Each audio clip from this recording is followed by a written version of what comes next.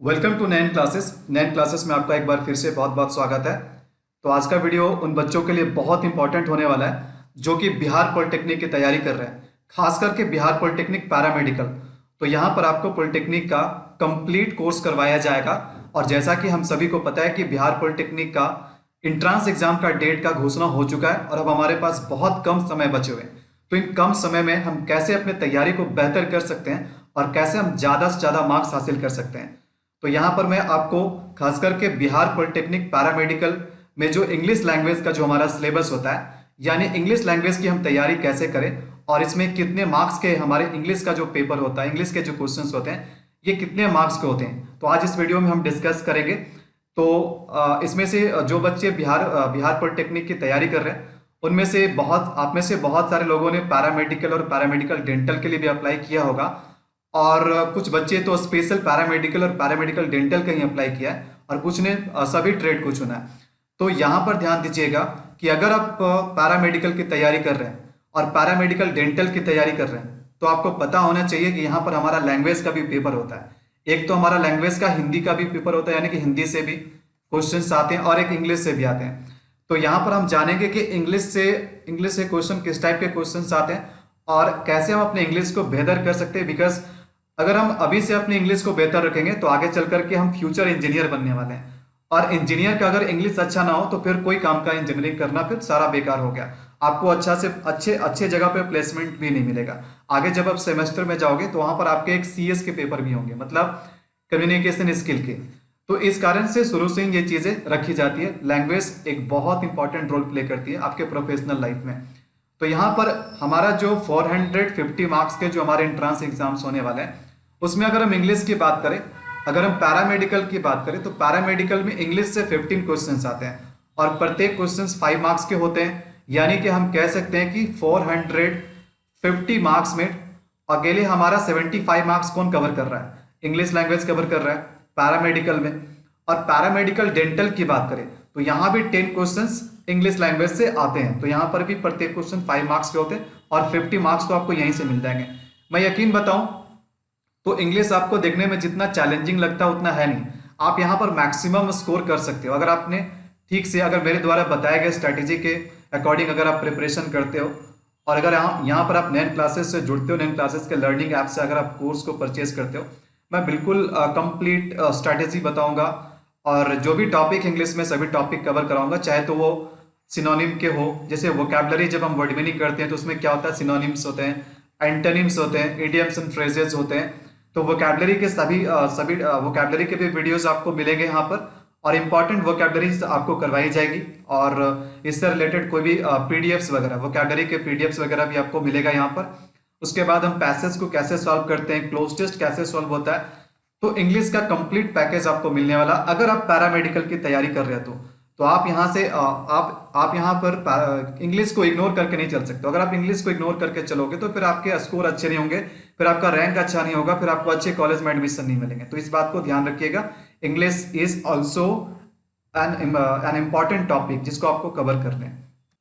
तो आइए अब हम जान लेते हैं कि इंग्लिश लैंग्वेज जब हम पढ़ेंगे तो हमें कौन कौन से चीज़ों पे ध्यान रखना है, कौन कौन से टॉपिक हम लोग पढ़ने वाले हैं। इंग्लिश लैंग्वेज के अंदर कौन कौन से टॉपिक्स हैं। तो पहला तो हम कॉमन एरर की प्रैक्टिस करेंगे।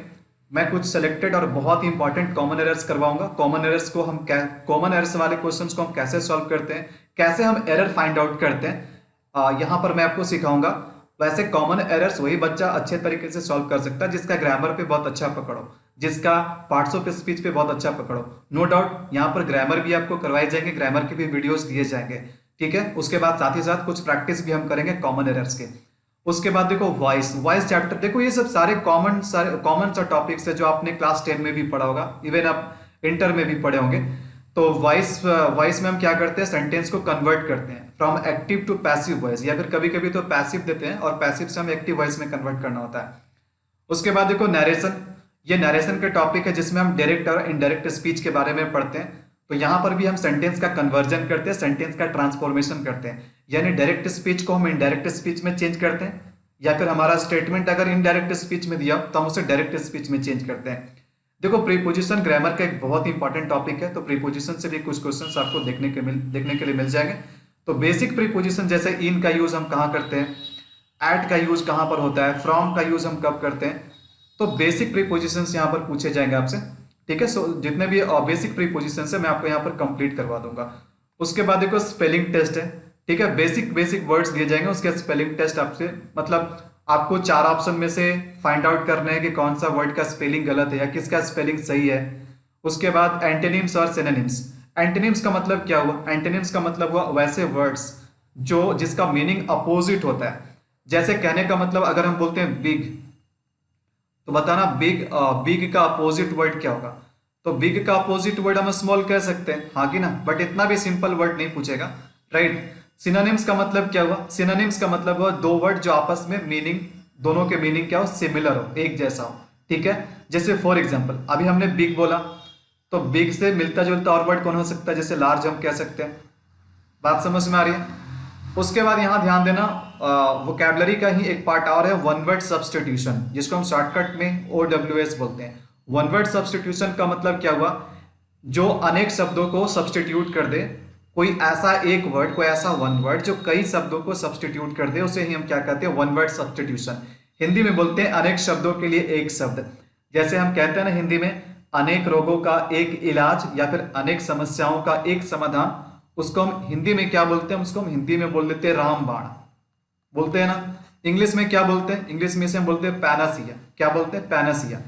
तो इस तरीके का बहुत सारे वन वर्ड सब्सटीट्यूशन है, बट हम यहाँ पर important one word substitution cover करेंगे। मैं आपको इसका PDF भी दूंगा, राइट, और इसके वीडियोस में हम प्रैक्टिस भी करेंगे। उसके बाद है वोकैबलरी में ही है इडियम्स एंड फ्रेजेस, जिसको हम मुहावरा बोलते हैं, राइट। तो इडियम्स एंड फ्रेजेस भी हम कवर करेंगे। उसके बाद आता है कॉम्प्रिहेंशन। तो कॉम्प्रिहेंशन एक इंपॉर्टेंट टॉपिक है, इससे क्वेश्चंस आपको, अगर क्वेश्चंस, अगर पैसेज के क्वेश्चंस आएंगे तो आएंगे ना, तो 2-3 क्वेश्चन आपको यहीं से मिल जाएंगे, ठीक है। कॉम्प्रिहेंशन का मतलब क्या हुआ जी, पैसेज। उसके बाद एक क्लोज टेस्ट। क्लोज टेस्ट भी एक टाइप का पैसेज ही होता है, जिसमें कुछ वर्ड्स को डिलीट कर दिए जाते हैं, कुछ वर्ड्स मिसिंग होते हैं, और उस वर्ड्स को उस वर्ड जहां पर मिसिंग वर्ड्स है ना, वहां पर आपको सही वर्ड्स को सेलेक्ट करके वहां पर अप्लाई करना है। तो उसके लिए भी आपको ऑप्शन दिया जाएगा। वैसे क्लोज टेस्ट का जब मैं आपको वीडियो दूंगा तो आपको पता चलेगा कि क्लोज टेस्ट होता है क्या और कैसे, कितने आसानी से हम इसको सॉल्व कर सकते हैं। उसके बाद एक आता है सीक्वेंस ऑफ सेंटेंस, जिसको हम सेंटेंस रीअरेंजमेंट भी बोलते हैं। यहाँ पर आपको सेंटेंस या पार्ट्स ऑफ सेंटेंस को क्या कर दिए जाते हैं, जम्बल्ड कर दिए जाते हैं, जो कि सही ऑर्डर में नहीं होते हैं। उसको आपको सही क्रम में, सही ऑर्डर में आपको अरेंज करना होता है, उसका सही सीक्वेंस में आपको रखना होता है। तो ये सारे बेसिक सा एक टॉपिक्स हम कह सकते हैं, बहुत ज़्यादा हाई लेवल का नहीं है, लेकिन ध्यान दीजिएगा 75 मार्क्स आप पैरामेडिकल और 50 मार्क्स आप यहाँ पर पैरामेडिकल डेंटल में आप अचीव करने वाले। तो सोचो कि कितना बड़ा फिगर है अगर हम इसको इग्नोर करके चलेंगे तो यहाँ पर आपको 360 डिग्री प्रिपरेशन करना है, किसी भी टॉपिक को छोड़ना नहीं है। सभी टॉपिक को देखो, तैयारी करने वाले बहुत सारे लोग हैं। आपको भी लगता होगा कि हमें एक अच्छे कॉलेज में एडमिशन हो जाए, हमारा रैंक अच्छा हो, सबका यही ख्वाहिश होता है, लेकिन ये तब होता है जब आप सभी सब्जेक्ट को इक्वली देखते हो, तभी होता है ऐसा, राइट। तो आपके लिए अभी बहुत ही कम समय बचा हुआ, बट इतने समय में भी हम बहुत बेहतर तरीके से तैयारी कर सकते हैं। तो इसके लिए आप फटाफट 9 क्लासेस से जुड़ जाइए। आप में से बहुत सारे लोग ऑलरेडी 9 क्लासेस से जुड़े हुए हैं, ठीक है। पॉलिटेक्निक का एकमात्र विश्वसनीय चैनल और एकमात्र विश्वसनीय टीचर आपके राज सर है, राइट। तो यहाँ पर पॉलिटेक्निक का बहुत अच्छा रिजल्ट हुआ है। और आपको अगर अगर आपको कोर्स में इनरोल कराना है, आपको कोर्स परचेज करना है, तो सबसे पहले आप 9 क्लासेस का लर्निंग ऐप को इंस्टॉल कीजिए। लर्निंग ऐप अगर अभी तक आपने इंस्टॉल नहीं किया तो 9 क्लासेस लर्निंग ऐप आप सर्च करोगे गूगल प्ले स्टोर पे, और वहां से आप इसको इंस्टॉल करोगे। वैसे 9 क्लासेस लर्निंग ऐप का जो लिंक है ना, वो लिंक मैं नीचे डिस्क्रिप्शन में दे दूंगा। आप डिस्क्रिप्शन में जाकर के उस लिंक को एक्सेस कर सकते हो, और वहां से आप 9 क्लासेस के लर्निंग ऐप को आप इंस्टॉल कर सकते हो। उसके बाद आप कोर्स में ज्वाइन हो जाओ, जितना जल्दी हो सके कोर्स में ज्वाइन हो जाओ। वैसे बच्चे भी ज्वाइन हो जाए जो पैरामेडिकल की तैयारी कर रहे हैं, पैरामेडिकल का भी संपूर्ण तैयारी केवल और केवल आपको 9 क्लासेस पे ही मिलेगा। तो चलिए, ये रहा हमारा पैरामेडिकल और पैरामेडिकल डेंटल में इंग्लिश का सिलेबस क्या है, कौन कौन से टॉपिक पढ़ना है हम लोगों को, ठीक है। इन सारे बातों की क्लैरिटी आपको होनी चाहिए, जो कि मैंने आपको इस वीडियो में बताया। तो 1 बाय 1 सभी टॉपिक हम कवर करेंगे, और एग्जाम से पहले ये कोर्स कंप्लीट होने की गारंटी है, ठीक है। तो केवल और केवल आपको यहीं पर ये कंप्लीट कोर्स मिलेगा। चलिए, तो मिलते हैं आपसे नेक्स्ट वीडियो में इंग्लिश के एक नए टॉपिक के साथ। तब तक के लिए नमस्कार and it's a good bye.